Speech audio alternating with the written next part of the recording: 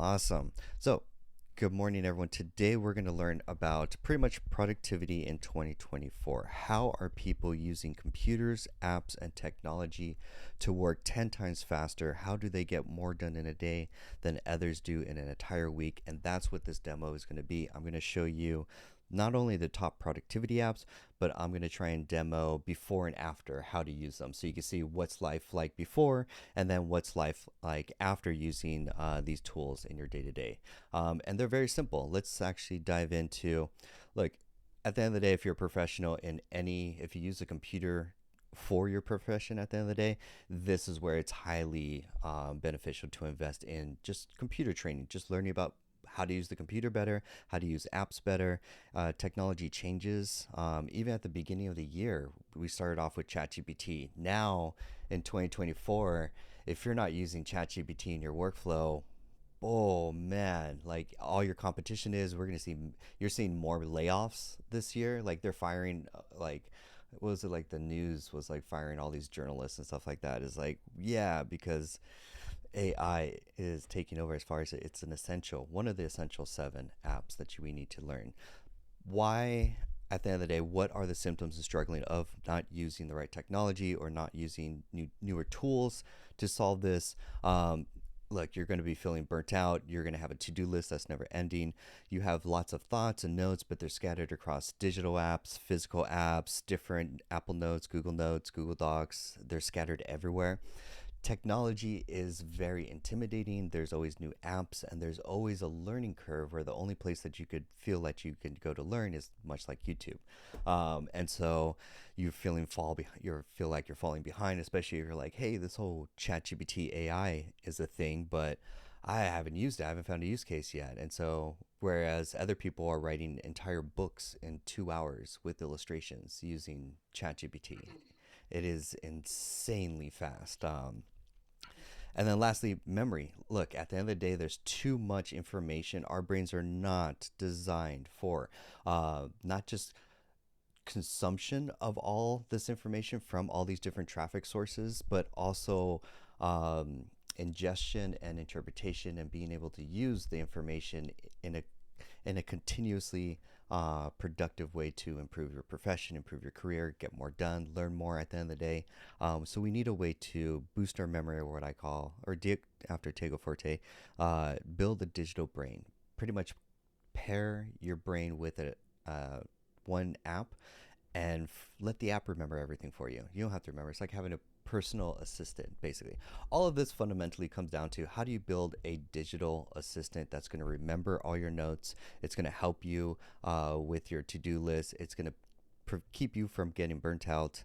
And let's go into it. So, what is the cost? You're like, John, computers are, I just use a computer every day. I just use my phone. I just download some new apps, and I'm pretty decent. I'm good at like Gmail and Google Workspace and stuff, but like, why should I learn? Why should I invest? And look, your time is valuable. I'm going to say, let's say my hourly rate is $100. In 1 year span, this system, these seven apps, training yourself and mastering these seven apps will guaranteed save you 20 hours every single week, almost an entire day every single week. Just that's like close to 3 hours a day of like just time saving and more efficiency. So if you took off 3 hours a day from your entire workload, that will equate to 1,040 hours times whatever your hourly rate is, and that is the cost of you not learning this, which is more significant than whatever investment in learning a course, a class, or something like that to learn to use technology. So where did I learn this? I learned this from Silicon Valley, working at a billion-dollar startup. We had to get massive amounts of work done efficiently and on time. Like I had to track six projects simultaneously that could have end dates anywhere between 6 to 8 months of a deadline.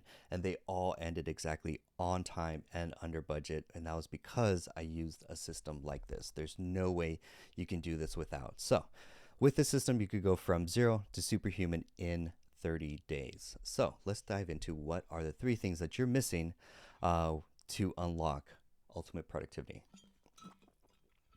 And people call it time management at the end of the day too. But one, we need the right technology. I'm going to show you those seven apps before and after. Two, it's not just the right apps. A lot of the apps have many different features. You actually don't need all of those features at the end of the day. You only need a specific few. Like, for example, one app has like 14 different features. I only use it for three core features. That's all I need it for. So that's where I introduce the next thing that most people are missing is the right habits, using the right tools in the right ways to get the faster result. I could give ChatGPT to 10 different people, but if they're not trained in prompt engineering, which I have a class, I think, on YouTube, how to do prompt engineering, they are massively missing out on how to effectively get massive gains or massive returns out of using ChatGPT. And at the end of the day, too, look, you're not a technology expert. You haven't been playing with this every single day of your life. Invest in someone who just plays with technology, who's just an expert in just productivity tools and just obsesses in it so they can show you the right path to save you time at the end of the day.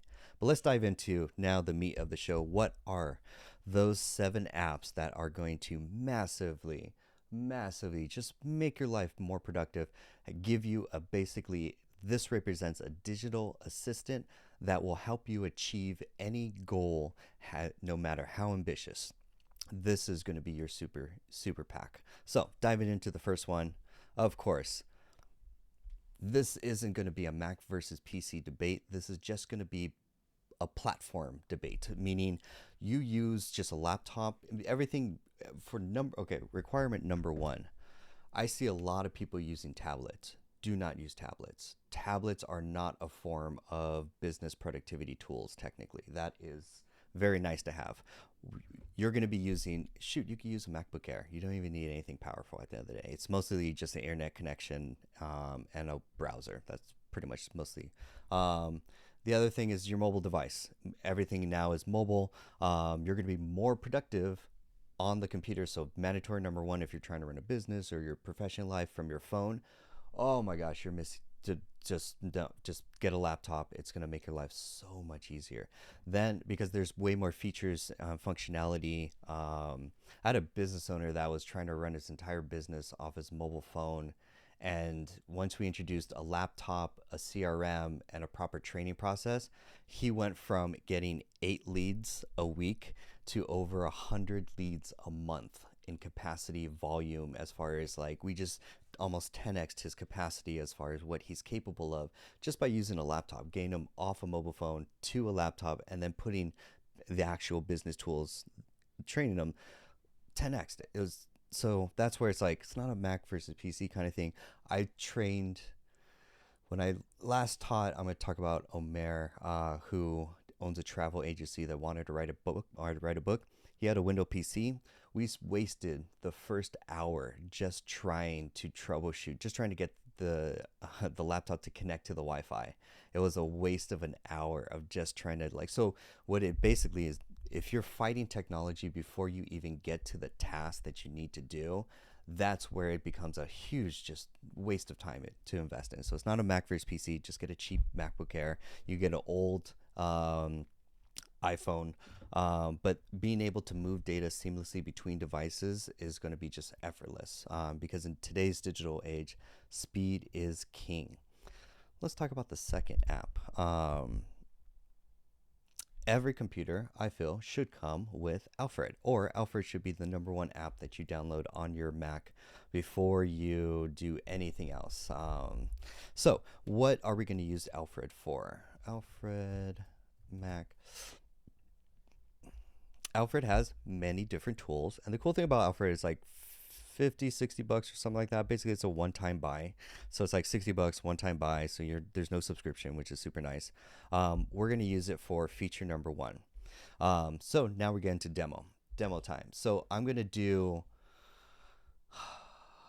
I'm thinking about like the Rich Dad, Poor Dad theme. So I'm going to show you Poor John, and what would Poor John do as far as using a computer? And then what would, we'll call Tech John do, so that we can see what's the old way, what's the new way. Poor John, or I shouldn't say poor, I should say Slow John. Slow John would say, hey, I want to go to, what do I have bookmarked? I'm running, yeah, I'm running Google Ads. Let's do that. Yeah, I'm running Google ad campaign. So I want to go to Google Ads. So I would open the browser, I would go to Google, I would type in Google Ads in the search, I would click here, I would go to login, I would sign in, and we finally made it. So 7 seconds. 7 seconds to what I call travel time. That's like travel Uber time. So it took you 7 seconds to just navigate to the place you wanted to go on the web. I was like, wow, that took a lot of time. Versus, I'm just gonna close that. Uh, versus, with Alfred, I could just summon. So now this is gonna be Fast John. Fast John wants to go to Google Ads. Google Ads done. So my input took a second, and we're just waiting for the internet to load, and that's it. So we even skipped 3 pages. So we skipped 3 pages, saved 6 seconds.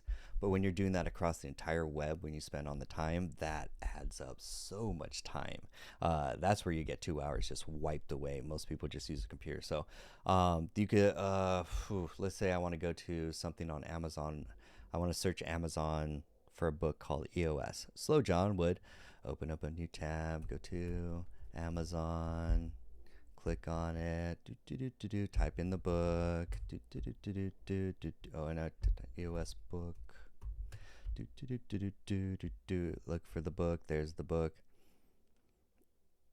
That took a lot of travel time. So that was Slow John. So Slow John to finally get to this page is like, man, that took forever. But using Alfred, we can summon him using a shortcut. He comes up in this nice little search bar right here. And then you could type Amazon, and you could type EOS book, and 2 seconds, now we're there. I already opened up Amazon, I already added it to the search, already took us to the page, and now we're ready to just scroll down and click. So that just cuts so much time. That's already just a double or triple like productivity hack. Just that one, we're just using one tool, just the search and browse. That's it, just so that we can navigate the web faster, 10 times faster than we do. Let's do the next one. Next one for Alfred is clipboard memory.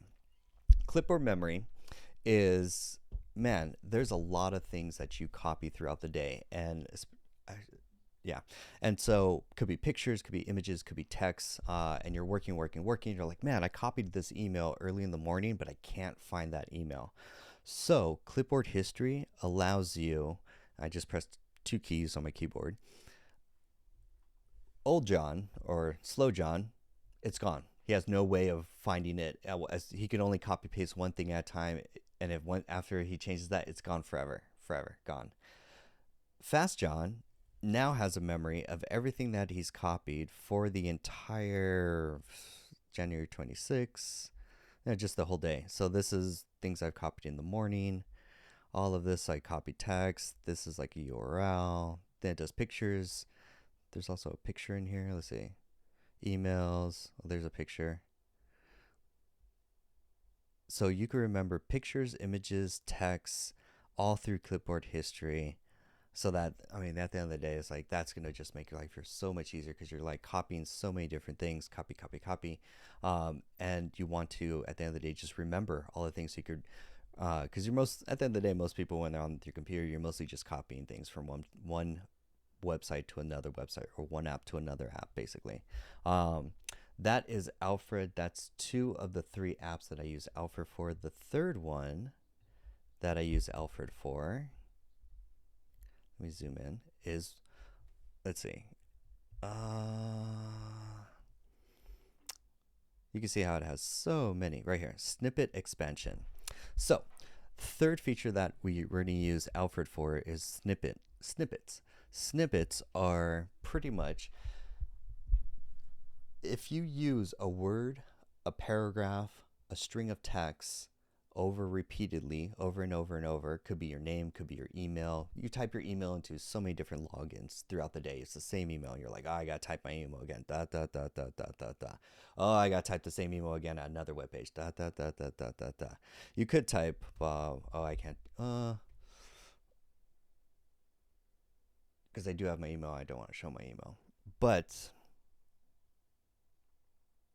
let's do, yeah, there's text in here. So I could type my name, Jonathan, but that takes forever. Or I could do :J, and I just typed it. Boop, boop, boop. And I could do it with the A, because I type my name 14 times a day, and I don't want to, oh, there's my LinkedIn. So if I do :L, types my whole LinkedIn URL, because I don't want to type my LinkedIn URL, but if I do :L, boom. That's amazing. So you could do names, text, paragraph, basically with snippet, you can insert a common text or a paragraph or a whole email almost in there without having to, again, how long it takes me to type my name every single time, 14 times a day, or even trying to remember that. Nah. Or I could use this. 4 keys. Actually, 6 keys. 6 keys versus typing all of those keys. That's a 10x improvement. Nice. Let's continue. Alfred. So that's at the end of the day, Alfred. He's like $60 ish.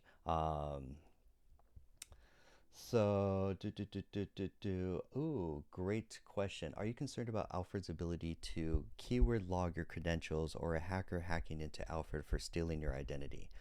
At the end of the day, if the hackers, they're going to have malware already on your computer. They're not going to get it through Alfred. You're going to get malware from going to some sketchy website. Then it will install a keyword logger, and then it doesn't matter if you use Alfred or not, it's going to be logging. So I would more, again, platform, PC or Mac too. There's like great password, or like, not password, there are great antivirus and malware. Like there's even a Chrome extension, Malwarebytes Chrome extension. We're getting to web security now. This is one, for example. Malwarebytes puts you on your Chrome extension so that if you go to any website and it becomes sketchy, you get this nice little symbol that says, hey, this website looks sketchy. Are you sure you want to go? We've noticed keyword loggers or Trojan or malware. Or 2024 is going to be the year of spam bots. You're going to see a huge increase in not only text spam bots, email spam bots, social media spam bots, comment spam bots, phone call scammers. You're going to see them all because they're all going to use AI to get more scamming done, which is so unfortunate. So that's Alfred. And those are the 3 features that we're going to use with Alfred. Next app, Otter.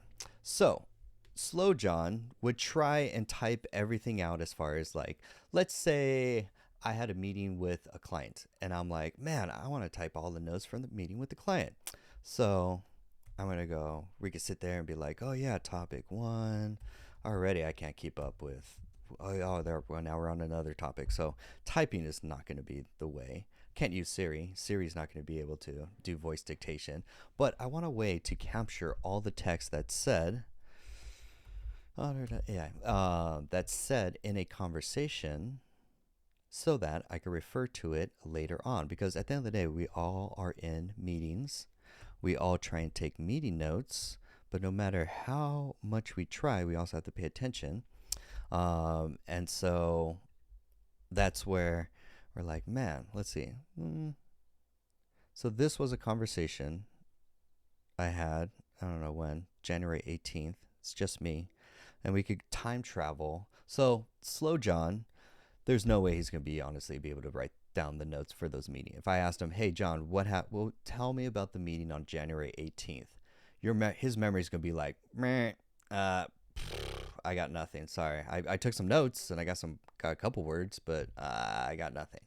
Versus Tech John's like, yeah, let me actually recall the exact conversation that we had during our meeting note.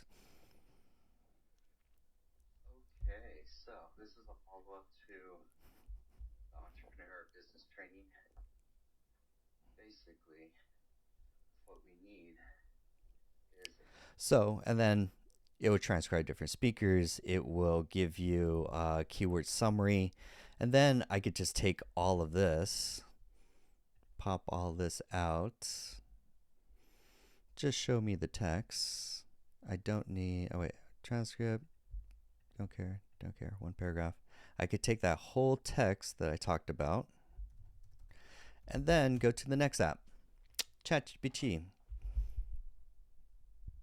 ChatGPT mandatory you should be using. For example, right now, so in Slow John would be like, hey, I need an assistant to write down my notes or transcribe my thoughts, or hey, capture this idea or thought.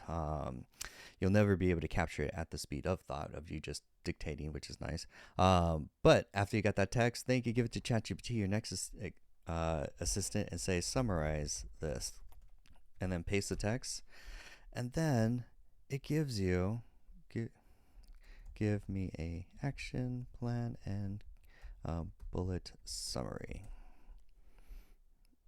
and show me this. There we go. So now from that meeting note, that whole paragraph that I just brain dumped basically, from that we now have an action plan. So I talked about the show concept, talked about the schedule, talked about promotion, talked about the licensing model, talked about micro course creation, talked about broadcast starting, talked about show. I didn't type any of these notes, but man, this is a great meeting. I talked about inspiration, hope. There's a bullet summary. I need to do this. We need to develop a micro course. There's the pricing. There's that. Wow.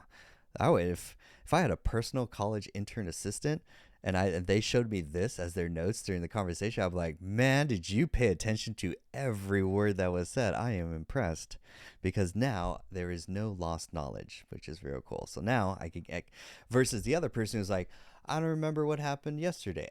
We had a meeting with the client and we said some things, but I don't know what action items to do from there. It's like, ooh, well, you're not going to close any deals. So that is Otter. Otter is basically an app that will allow you to voice record any meeting that you're having. It will record you and the other people in the room. Transcribe it perfectly to text, and it does it perfectly to text. Like I've done Siri, I've done Dragon, was it Voice Dragon, something like that. I've tried other ones and stuff like that. This does it word for word accurate. Oh, worth every penny. I think it's like 120 a year. Don't quote me on that. Next one, ChatGPT, which we just used as basically a personal assistant to give it micro tasks to get stuff done, to go for basically blank page to now have an idea, a rough draft, or go from hey, I have this task to, oh, I gave it to my ChatGPT AI and it did it for me. Nice. This thing, and then so there's level one of, there's three levels, let's call it three levels of using ChatGPT. Level one is just using it for conversations, micro tasks. Hey, do this. You're a WebMD doctor. You're a doctor. Diagnose this ailment, or you're a lawyer. Write this terms and condition for a website, or this rebuttal for a parking ticket, or or you're a travel agent, and write me this itinerary for a group that would hit these key points based on these historic sites, whatever. But the real value, that's level one. It's level two, using it. Do I have it? Yeah, I have this one. Say, for example, using one continuous chat continuously over time, so that it builds more knowledge around this one topic that you're talking about. So then it becomes more of an expert. For example, if you talk all about your business in one conversation, it becomes a great business consultant better, or it becomes better over time, because then it knows more about your offers, it knows more about your ideal customer profile, it knows more about all the different ad campaigns that you've been running. That's level one there. Level two, that's level two. That's like using the same conversation so that you get better responses, basically. That's just level two. Level three is using the bots and creating your own ChatGPT bots. This is, and yeah, there's like great ones. There's like already pre-made ones that you could play around with, like super great. But that's not where the bread and butter is. The bread and butter is creating your own ChatGPT bots to upload your own local knowledge, which is missing from what ChatGPT is always missing. It's local knowledge about your niche, industry, problem, your expertise, whatever that specialty is. Then you can reference knowledge for that. Here, I'm going to give you two scenarios that will solidify this. Example number one: you're an author, you want to write a book, and you want to provide citations, and you want to also make it like really scientific at the end of the day. So you're gonna go to like PEBMA, or is it I'm not going to go to it. There's a website, I think it's PebMub or something like that, where they just have scientific journals. It's something like that. It rhymes with that name. But what it will allow you to do is download PDF journals, then you can upload them to ChatGPT, and then you could write a book with citations, so you credit the authors. But you could upload an entire PDF, whether it be a 40-page scientific study, whether it be an entire PDF book. You can upload that book, or it could be you can use all those, do that, and then upload it. Now ChatGPT knows all that information, and now you can have it, hey, write me a new chapter. Hey, help me write a new thesis for this or XYZ or something like that. And now it will go scan all those documents and then answer you in your queries and give you way better accurate information there, which is dope. Another example is you're a law firm and you have all these documents about cases, you have documents about how your law firm operates, how your marketing strategy is, who's your ideal clients, types of cases that you solved, what your specialty is. You have all of that in Google Docs or PDF documents. Upload all of that to ChatGPT. I'm going to caveat this with the security caveat after. But upload all that to ChatGPT. Now you have a great business consultant that can help you with your marketing strategy, with helping closing cases, with improving the efficiency of your law firm at the end of the day, because now you have an expert that you trained learning local knowledge for $20 a month. That is what you're going to get a AI, basically a college intern, as far as like sophistication, but usefulness, that he will know everything about your business, be a specialty for $20 a month, worth every penny. So mandatory, if you're a professional, you should be using ChatGPT Plus. I'm not going to even say like using ChatGPT. That was 2023, playing with the free version. You have to be like the best in ChatGPT, using it. We have a question. This is fun. Would you use the paid version of ChatGPT or use Microsoft Copilot where GPT-4 version is available and included in it? There are so many different ChatGPT variations or apps or copilots or integrations. You'll find ChatGPT integrated with everything. What I practice or preach is master one tool efficiently. Use one tool and then master it so that it becomes the one tool that you need versus, oh, I got to go ChatGPT for this one thing, and then I got to go Microsoft Copilot for another thing. Each app has its own limitations, and it really comes down to your workflow. So it's more beneficial to say, like, which app is better, A versus B. I'm going to just say pick one of the apps in that category and then become a master in it. Like, you should know it in and out. You should be using all the features. That's where you're going to get the more ROI versus this one versus that one, where they may have similar features as far as GPT, because it's not just it's really like the chat history that's like the real, like, it's like where your data lives. It's like at the end of the day, it's like Notion. All your data is in Notion, and then for you to leave Notion to another document app is going to be hard.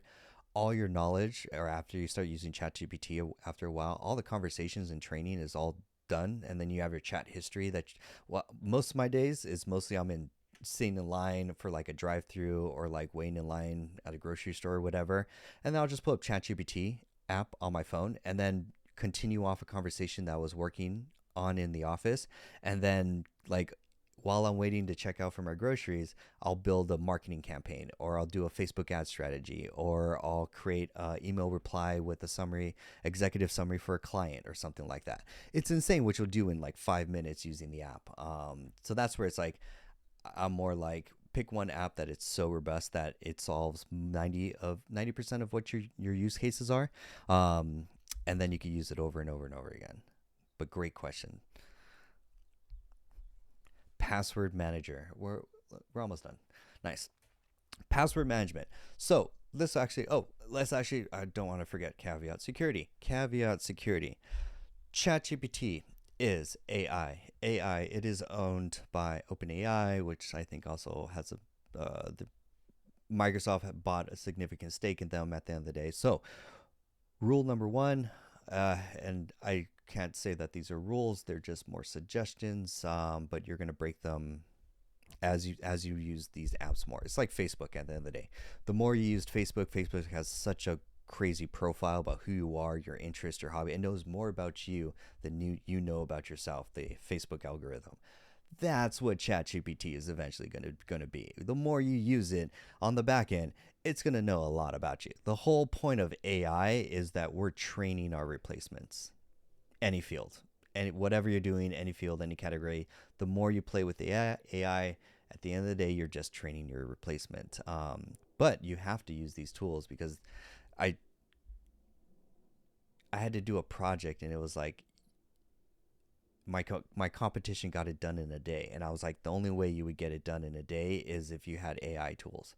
And I was like, you're forced into adopting these tools whether you like it or not if you want to stay competitive in any job, industry, career, market kind of thing. And that's where it's like, man, so that's where it's like 2023 was like just playing with the free version and just getting that down. 2024 is you're building your own bots. You should be at bot level already and having building bots for use cases for helping you do XYZ. But caveat, don't put sensitive information about personal information about yourself or your business in ChatGPT. You are giving it to Microsoft, which is not the best. It's no different than TikTok getting your information. But look, they're all data harvesting at the end of the day. But you're going to be using these tools for your business. So that's why I was like, it's a suggestion. Don't try it. Don't do it. But yeah, eventually you'll start using it for your personal life too. It just happens. Nice. After that doom scroll, let's talk about passwords since we're in the category of security.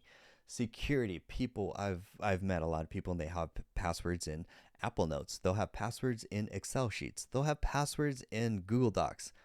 Oh my gosh.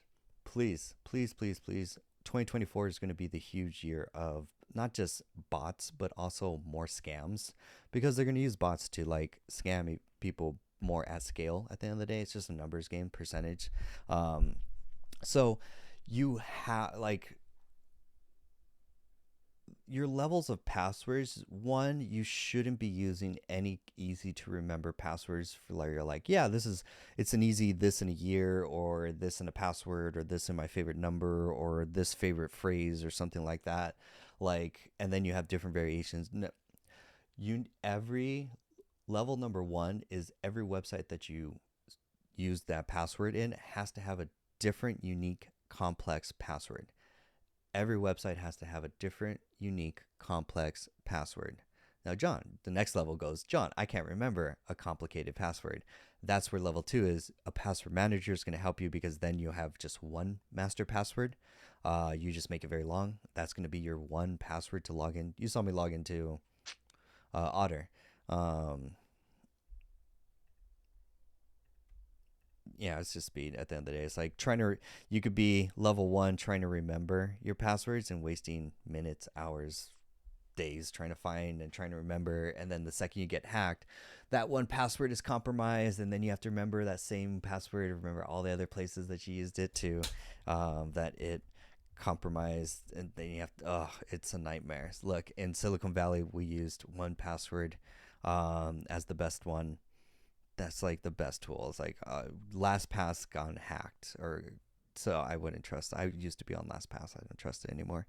But 1Password is great. It's cheap. It's affordable. It's super easy to use, and it's cross-platform, cross-device. It just works. And then you don't have to remember.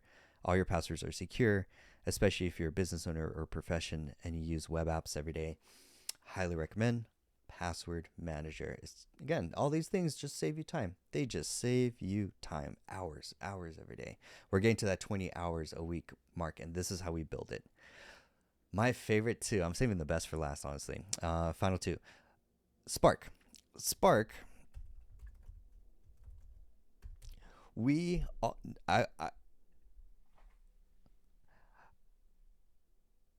most of us, mostly all of us, have multiple emails. I'm not even going to say like you have one email. If you have one email, count yourself a blessing because that's just amazing that you just have one email and you're good. That's it. Like, wow. Then you start,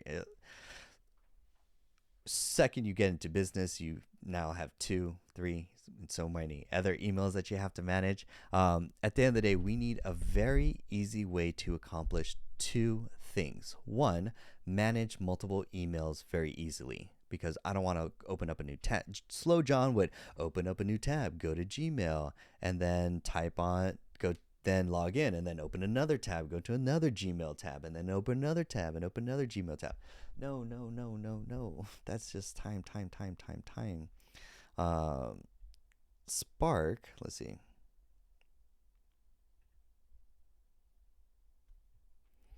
I don't want the home screen. I just want to see. Show me just the inbox. Yeah. Mm. They just have a lot of nice pictures, and I don't want to show my email, so hold on.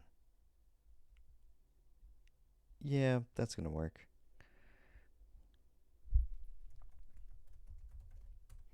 I'm actually just going to go to Google Images because it's just so much nicer. Nice. Because I want to show a picture of it. Spark is going to allow you to manage. Oh, man. Wait, there's like, wait, you get way more features actually. So not just two, there's actually four. Four cool things that you could do with Spark. Number one is manage multiple emails. This user here has an email for private, then they have an email for work, they have an email for client A, whatever, just boom, boom, boom, boom. So you can manage all of your emails in one app and then quickly just toggle between email one, email two, and then you don't even, you just log in once and then you're logged in forever. Not forever kind of thing, but it's like once you open the app, you don't have to log in ever again. That is like so much easier than just different tabs, and you have so many tabs of your emails, and like, oh, if you we're using like Outlook, oh gosh, horrible experience. um, the second cool feature that you can do with it is calendar. So then it will sync all your calendars in it, and it has an amazing, great calendar for like time blocking, super easy. But the cooler thing is that you also get Zoom integration with it too. So when you create an event, I don't want to demo because it has my email. When you create an event on the calendar, you could automatically turn it into a Zoom link. So you don't have to log into Zoom. You don't have to create the link. You don't have to do, oh, it just saves you so much time, which is nice. Um, and then in it, you'll also get email templates, which is super dope. Man, I wish I should be demoing. I just don't want to blur my email. But you get email templates so that you can have 14 different templates of emails that you send out for the first email, the second email, the third email. It's all templated, super easy to click.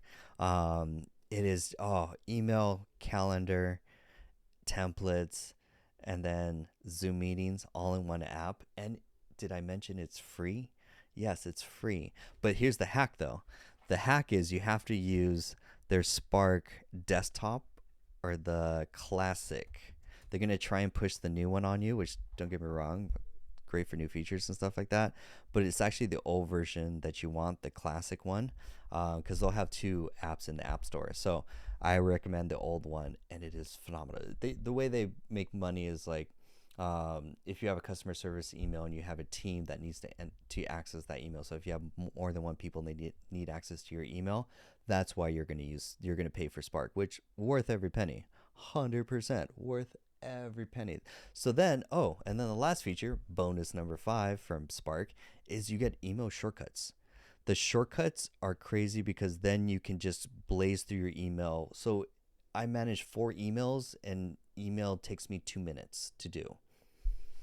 That's it. Every day, 2 minutes. I don't get notifications on my phone. I'm in there for 2 minutes a day, and then I move on with my life. And all my emails are inbox 0, and there's 4 different emails.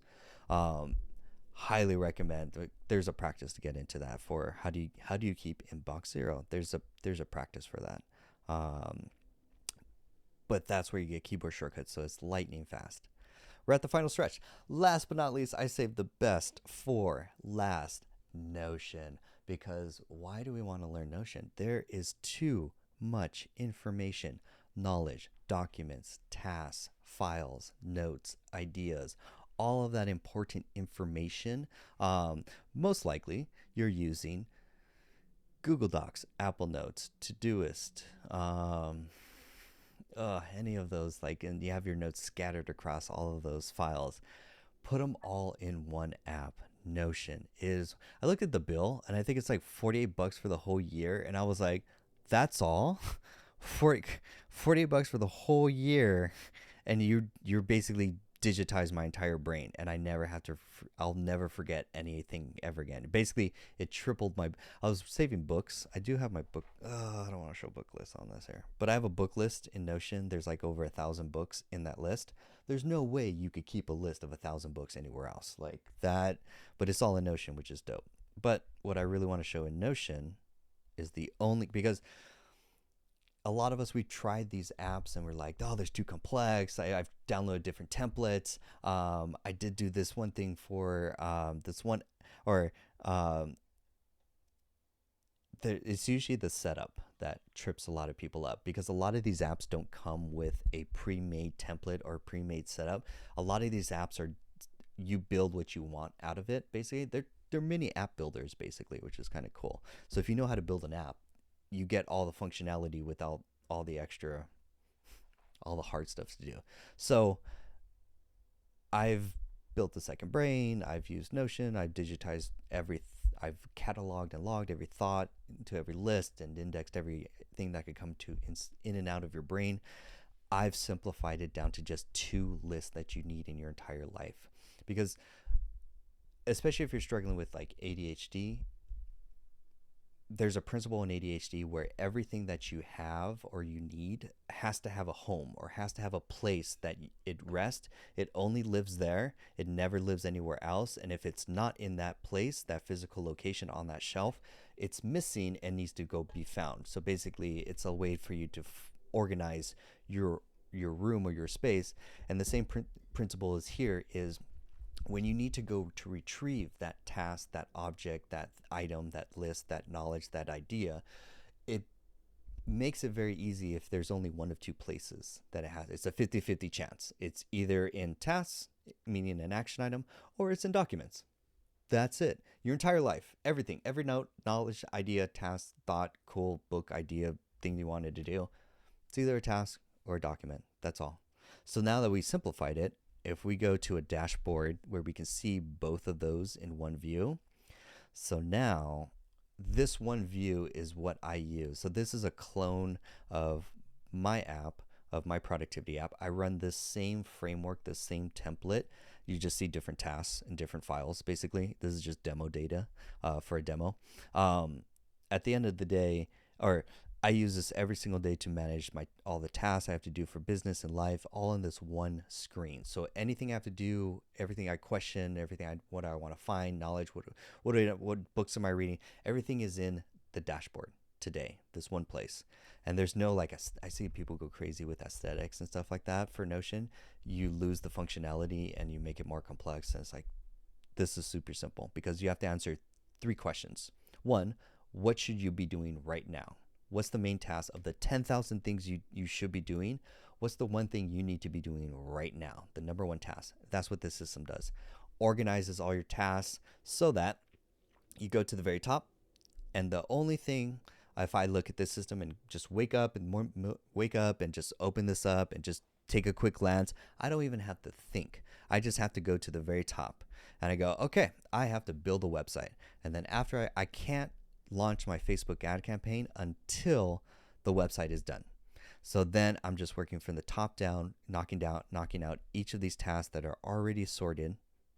And then inside of each one, there's already the detailed list with the special links or the special ID number that you need for that one form. Say you're filling out taxes and you need your tax ID number. I wouldn't put tax ID number in there, but some ID or some URL that's when you do this task, you're like, oh, I need to do this. And then a little checklist so you can keep track what's been accomplished. So then you have your task and then you're referencing usually some files at the end of the day. So that's a nice thing. This is sorted by most recent. So if you touched it recently, it's gonna be at the very top, most likely. And so that's where it makes it very easy for that. Great question. Why would you not use G Suite for calendar and notes instead of Notion? So highly recommend Gmail Notes is I'm not even gonna it's like if we're in a race, it's almost like walking as far as efficiency versus I have a Ferrari. What does that mean, John? Meaning with G Suite and Notes, you can't put multiple media like video files, pictures, PDFs, checklists, documents, headers, organized, table of contents, action things. You can't put all of that type of data in just a Apple Note and quickly retrieve it. It's not designed for information being stored and information being retrieved because you have more than just text kind of thing. You have pictures, files, PDF, documents. For example, I'm building a Facebook ad campaign right here.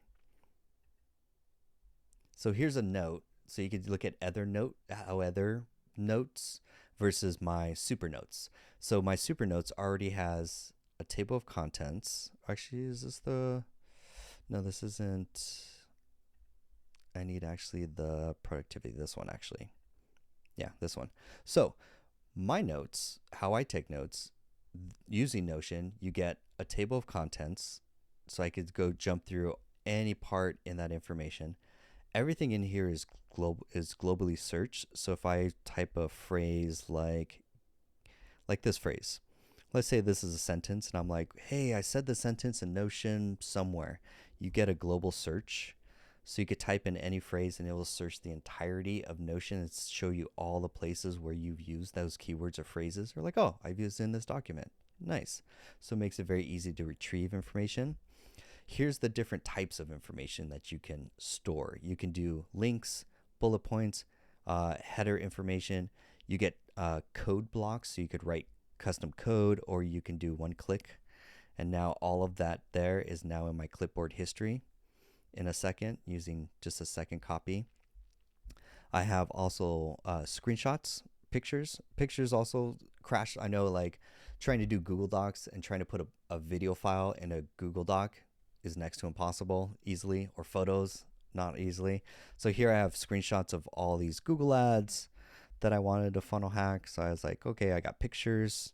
It's not stored in my brain, which is nice. And then I have PDF files in here too. Pictures. Yeah, here, these are PDF files. So now I'm storing PDF files. I could click on that, open this up, and this is a PDF file that's stored in there. All of this is, and it's all in one document still. We're still in the same one document. Everything that I need to build a pretty much a marketing funnel for productivity coaching is all referenced in here. So this is what I call building super notes in Notion. You can't do this in Apple Notes, or you can't do this in Google Docs. You can't do this in, there's Obsidian. There's, yeah, I would say Evernote, but a lot of people are abandoning Evernote, especially since I think they're increasing their prices too. So Notion has its pros and cons, but with it, you can build everything you need. Let's see, where's the productivity app? Let's go back to that one. Nice. So basically, we have tasks, we have documents, we have one dashboard. So you could now time block your day, and you could now block tasks done in months. You could time block tasks months in the future. Like, yeah, that task needs to be done 6 months from now. Save it, document, done. When that task comes up, you'll see it will have everything you need to do that one task all saved in here. Nice. That are the 7 apps that you need to be super productive in 2024. At the end of the day, let's see. Well, learning all these apps is very hard. So that's why we do either one-on-one coaching, or we have a 30-day program that teaches you everything you saw, how to master, because we want to show you, we actually set it up for you, help you set it up, train you on how to use it, show you exercises so you practice, and then help you build your Notion, help you set up ChatGPT, help you set up Spark, help you set up your Mac, Alfred, and then import all your passwords.